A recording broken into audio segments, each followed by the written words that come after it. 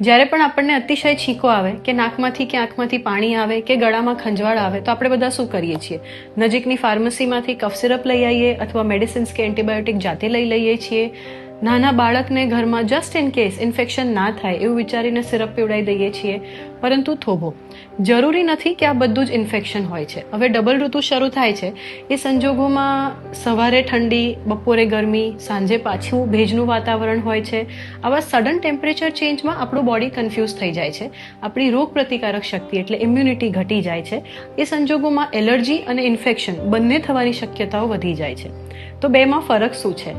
એલર્જીમાં મોટા ભાગે ખાલી ને ખાલી આંખમાંથી નાકમાંથી પાણી આવતું હોય છે, છીંકો આવતી હોય છે, એમાં તાવ બિલકુલ નથી હોતો. જ્યારે કે ઇન્ફેક્શનમાં બીજી બાજુ તાવ અવશ્ય હોય છે. આ બધા લક્ષણોની જોડે જોડે તાવ ના હોય તો જનરલ બોડી પેઇન, ગળામાં દુખવું અને ઉધરસ જે કફ આવે પ્રોડક્ટિવ એટલે ગળફાવાળી હોય છે. ઇન્ફેક્શનમાં પણ બેક્ટેરિયલ ઇન્ફેક્શનની જોડે જોડે હવેના ડ્યુઅલ સિઝનમાં વાયરલ ઇન્ફેક્શનની શક્યતાઓ પણ વધી ગઈ છે, જેમાં તમને એન્ટીબાયોટિક ક્યાંય મદદ નહીં કરે.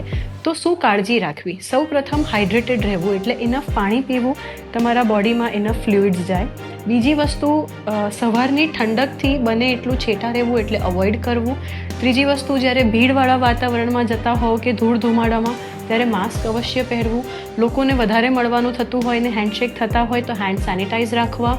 બોડી સ્વસ્થ રહેવા એના માટે ક્લીન હાઇજીન જાળવવું. આંખમાંથી નાકમાંથી પાણી આવતું હોય, છીંકો આવતી હોય તો વારે ઘડીએ ખંજવાળવું નહીં, અડવાનું નહીં. એનાથી ઇન્ફેક્શન પણ વધે છે, એલર્જી પણ વધે છે અને સ્પ્રેડ પણ થઈ શકે છે. જો આ બધા જ લક્ષણો 2 થી 3 દિવસમાં ઓછા ના થાય અને ઘટવાના બદલે વધતા જાય તો પ્લીઝ જાતે મેડિસિન્સ ના લેશો, જાતે ડૉક્ટર ના બનશો અને તમારા નજીકના શ્રેષ્ઠ ડૉક્ટરને અવશ્ય સંપર્ક કરો. અવેરનેસ અને નોલેજ એ જ તમને ક્યોર એટલે સ્વસ્થ્ય બાજુ લઈ જશે. આવજો, સ્વસ્થ રહેજો.